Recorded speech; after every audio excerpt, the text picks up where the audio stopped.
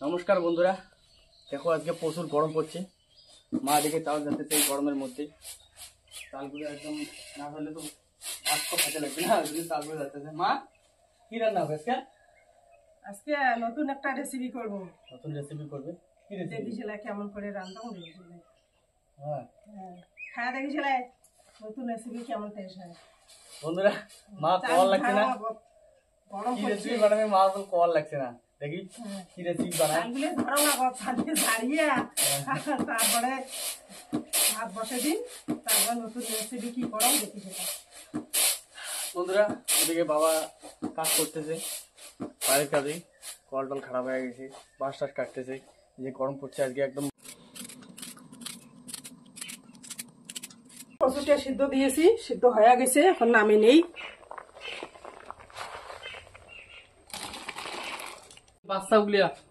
বাচ্চাগুলো বলো এই যায়ত্তি না লক্ষ্য রাখেন।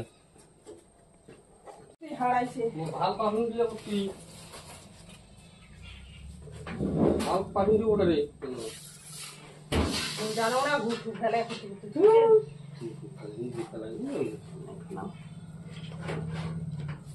বাইরা তত্তি দেখো, পুবের ঘরে বেড়াত দেখো, আন্দন ঘরে বেড়াত দেখো। বেগুনের আমি একটা নতুন চপ বানাবো। দেখুন বেগুনটা আমি কিভাবে কাটি নিই। বেগুনটা আমি এইভাবে কাটি নেব, এইভাবে কাটি নেব।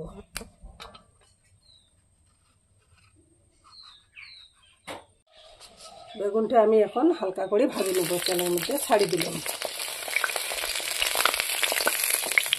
অল্প করে লবণ ছিটিয়ে দিব। এখন আমি একটু ঢাকি দিই, ঢাকি দিয়ে 1 মিনিট খালি সিদ্ধ করে নেব। 1 মিনিট হয়ে গেছে, এখন আমি ঢাকনাটা উল্টে নেই। বেগুনটা এখন বেগুনের কালার পাল্টে গেছে, এখন কত সুন্দর ভাজা হয়ে গেছে। এখন আমি নামিয়ে নেব।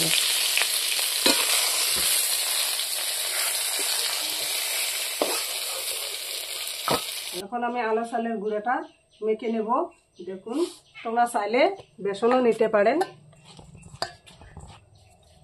এখন আমি কি দেই দেখুন, পরিমাণ মতো লবণ, পরিমাণ মতো হলুদ, তারপরে একটু জিরে বাটা, একটু পেঁয়াজ বাটা, জল দিয়ে আমি এইভাবে মেখে নেব।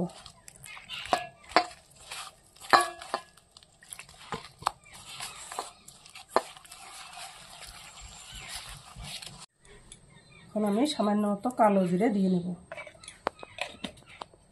এখন আমি চপটা বানাবো। চপটা এখন আমি মাখি নিই, আলু গুঁড়াতে মাখি নিই।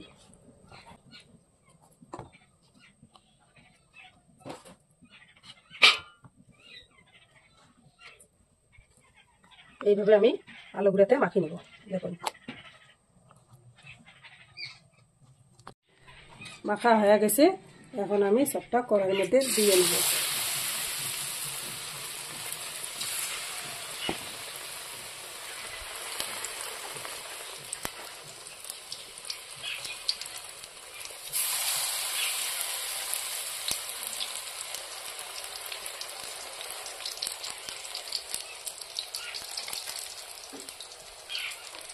গোটাল বেগুনের চপ, দেখুন কত সুন্দর হয়, খাইতে যে মজা, সেই মজা, মুচমুচে হয় একদম।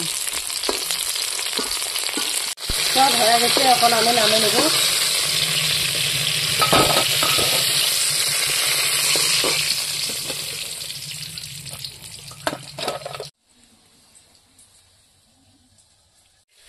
আলু কচুতে আমি ভাজা চড়াই দিছি, ভাজা হয়ে গেছে।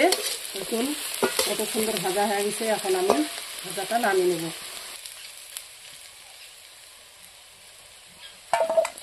সয়াবিনটাও ভাজা হয়ে গেছে, এখন সয়াবিনটাও আমি নামিয়ে নেব এক জায়গাতে, কচু ভাজাগুলোতে নামিয়ে নেব।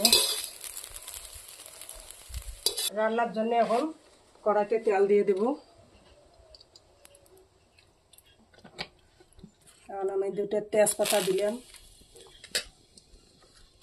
কাঁচা লঙ্কা দিলাম, পেঁয়াজ কুচি দিলাম, রসুনের গোটা গোটা রসুন দিলাম, কাঁচা টমেটোটা দিয়ে দিলাম। আলু সয়াবিন কচুটা এখন আমি দিয়ে দিই। এখন স্বাদ মতো লবণ দিই, হলুদ দিই, কচু সয়াবিন আলু ভাজা বেশি ভাজিতে লাগবে না। এখন আমি মশলাটা দিয়ে দিই। কাঁচা লঙ্কার গুঁড়ো, বাটা রসুন পেঁয়াজ আদা এক জায়গায় দিয়ে দিলাম, জিরা বাটাটা দিলাম।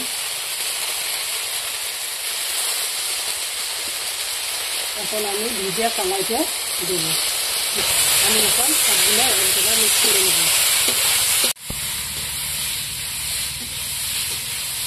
মশলাটা ভাজা হয়ে গেছে, এখন আমি জলটা দিয়ে নেব।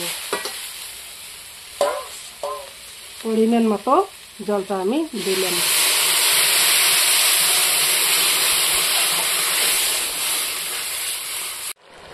বন্ধুরা রসাটা হয়ে গেছে, এখন আমি গরম মশলাটা দিয়ে ঘাটা দিয়ে নামিয়ে নেব। দেখুন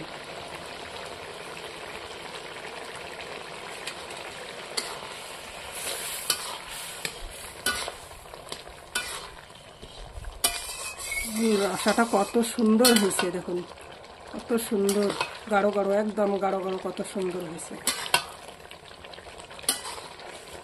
রসাটা হয়ে গেছে, এখন আমি নামিয়ে নিই। দেখুন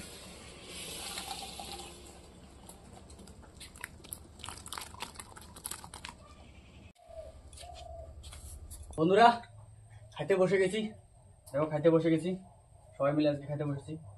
বেগুনের চপ, আজকে নতুন রেসিপি, মা আজকে নতুনভাবে বেগুনের চপ বানাইছে, দেখো খুব সুন্দরভাবে। মসুর ডাল বানাইছে, আর এগুলা আলু পটল কচু দিয়ে একটা ঘান্ট বানাইছি, মসুর ডাল দিয়ে ঘান্ট বানাইছি। এখানে আরো বড় বড়া বানাইছি, কচুর বড়া, বেগুনের বড়া। মসুর ডাল দিয়ে লেবু সেই লাগে, মসুর ডালের লেবু চিপি নিলে সেই টেস্ট লাগে। দেখুন গাইস, ঘান্টটা ভালো হয়েছে। কচু সয়াবিন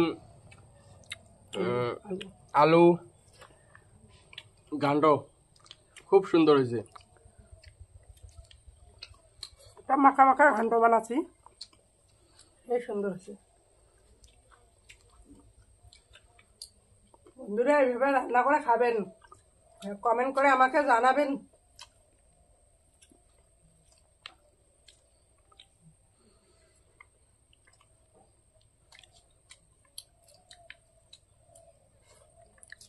বেগুনের চপটা হয়েছে একদম মুসমুসে, একদম মুসমুসে। আলু গুঁড়ে দিয়ে বানানা, আতপ চালের গুঁড়ে দিয়া একদম মুসমুসে হয়। বন্ধুরা সত্যি বলছি, সেই হয়েছে রান্না, একদম অসাধারণ হয়েছে, বুঝছো। দুপুর বেলা ও খাওয়া বেগুনের চপ, ঘান্ট, মসুর ডাল, ও শান্তি হয়ে গেছে না, সেই শান্তি। বন্ধুরা ভিডিওটা কেমন হয়েছে, ভিডিওটা যদি ভালো লেগে থাকে লাইক কমেন্ট শেয়ার সাবস্ক্রাইব করবেন, পাশে থাকা বেল আইকনটা প্রেস করে দেবেন। আশা থাকবেন। আজকের মতো টাটা।